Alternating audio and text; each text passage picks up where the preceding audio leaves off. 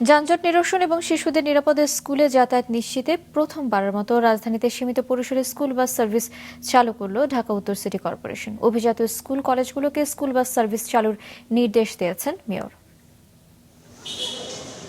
School ভ্যানে করে শিক্ষার্থীদের অনিরাপদ যাতায়াত এবং শিক্ষার্থীদের ব্যক্তিগত যানবাহনের চাপে রাজধানীর অভিজাত স্কুল কলেজ অধ্যুষিত এলাকায় তীব্র যানজট। ঢাকাবাসীর নিত্যদিনের ভোগান্তির অন্যতম কারণ এটি। সংকট উত্তরণে সামর্থ্যবান শিক্ষা প্রতিষ্ঠানগুলোকে স্কুল বাস চালুর কথা একাধিকবার বলা হলেও কাজে আসেনি সেটি। সংকট সমাধানে এবার এগিয়ে এলো ঢাকা উত্তর সিটি কর্পোরেশন। প্রাথমিকভাবে বনানী বিদ্যানিকেতনে জিপিএস ট্র্যাকার, জিআইএস প্রযুক্তি, ডিজিটাল হাজিরা এবং সিসিটিভি ক্যামেরা যুক্ত বিআরটিসির দ্বিতল 3টি স্কুল বাসের উদ্বোধন করা হয় আজ। পর্যায়ক্রমে এই স্কুলেই যুক্ত হবে 20টি বাস। আজকে আমাদের যে যাত্রা শুরু, এই যাত্রার মাধ্যমে আমরা অন্যান্য স্কুলকে আমন্ত্রণ জানাবো।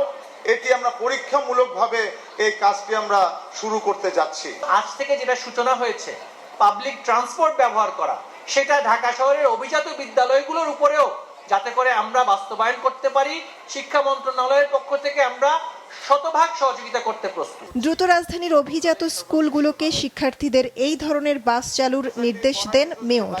অন্যথায় ব্যবস্থা নেওয়ার হুঁশিয়ারি দেন তিনি। পর্যায়ক্রমে ঢাকা সিটিতে, বিশেষ করে উত্তরের আমি সব জায়গাতেই এই স্কুল বাস আমি চালু করতে যাব এবং চালু করতে যাচ্ছি আমরা। আমার নির্দেশ থাকবে একটি, যে আপনারা আমাদের সাথে সহযোগিতা করেন, নালে কিন্তু আমাদেরকে কিন্তু কঠোর হতে হবে। বনানী বিদ্যানিকেতনের বাস 3টি আপাতত কুড়িল বিশ্ব রোড, 100 ফিট বসুন্ধরা এবং উত্তর বাড্ডা রুটে চলবে। এই উদ্যোগে সহযোগিতা করছে ঢাকা সড়ক পরিবহন কর্পোরেশন এবং ঢাকা মেট্রোপলিটন পুলিশ। মৌমিতা জান্নাত, মাছরাঙা সংবাদ, ঢাকা।